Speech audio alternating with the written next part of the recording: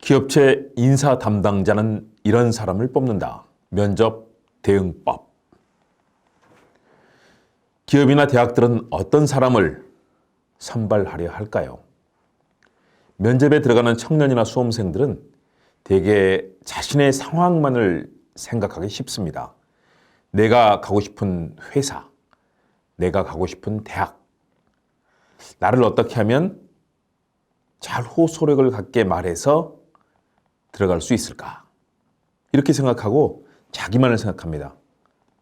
문제의 출발점이 잘못됐습니다. 전략이 없습니다. 회사가 대학에 뽑고 싶어하는 인재가 돼야 하는데 대개 그 점에 주목하지 않습니다.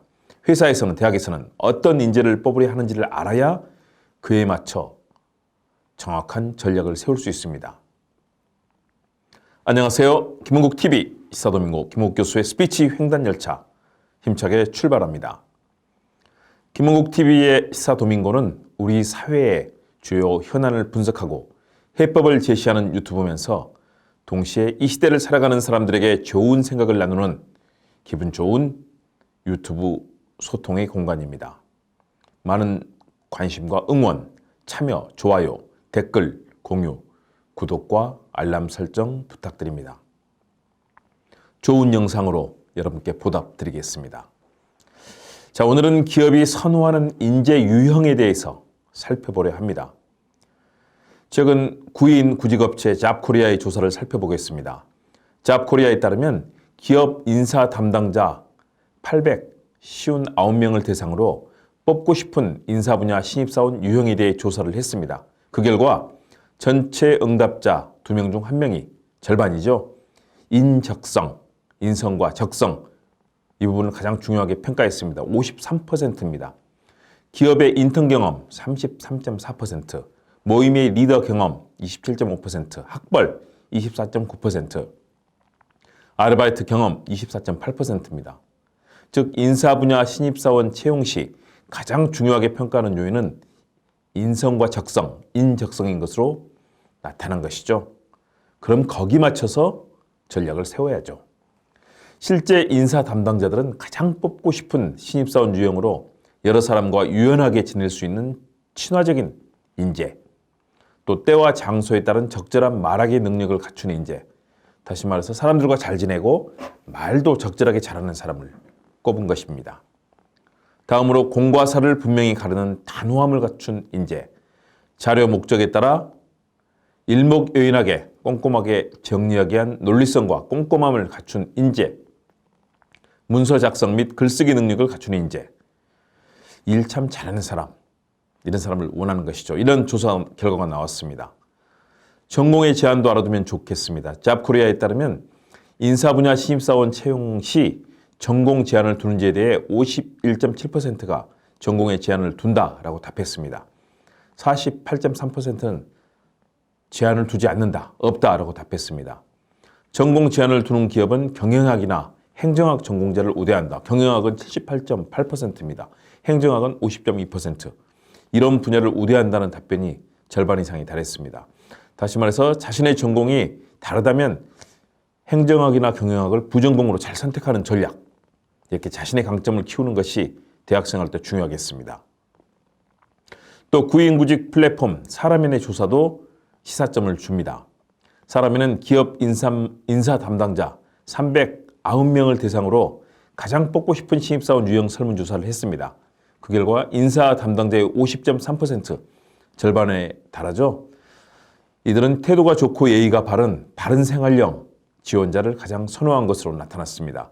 뒤를 이어서 직무 경험과 지식이 많은 전문가형, 또 문제 해결력이 뛰어나고 스마트한 제갈공명형, 그러니까 전문가이자 문제를 잘 푸는 그런 스마트한 사람을 선호하는 것이죠.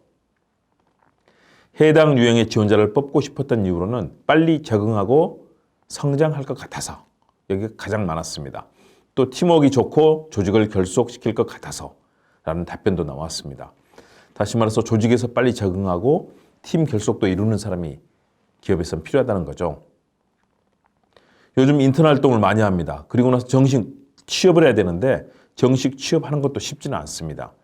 기업이나 직장 선배는 인턴의 경우, 잘하는 인턴의 경우 쭉같이 일하고 싶은 그런 인턴을 여러 가지 방향으로 얘기를 합니다.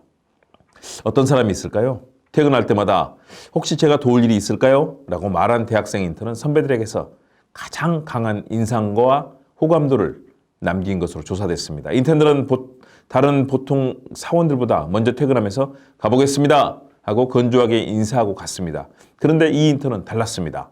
직장 선배들은 회사가 인턴 직원에게 기대하는 것은 대단한 아이디어보다는 적극적이고 성실한 자세다. 사소한 말 한마디지만 적극적으로 일하고자 하는 모습을 보이면 앞으로 더 일해보고 싶다, 함께 해보고 싶다, 이런 생각이 들게 마련이라고 설명했습니다. 다시 말해서 함께 일하는 사람들에 대한 정성과 예의가 필요하다는 것입니다. 또 선배들은 인턴에게 주어지기 마련한 소소한 과제들을 성의껏 처리할 때 호감을 느꼈다고 합니다. 매일 활동했던 내용을 일지 형식으로 제출하도록 했다. 대부분 형식적으로 일과를 써서 내는 그런 경향이 있었다. 그런데 한 인턴은 일하며 생긴 궁금증, 발생했던 문제들, 이를 해결했던 과정을 상세하게 적어 관심을 끌었다.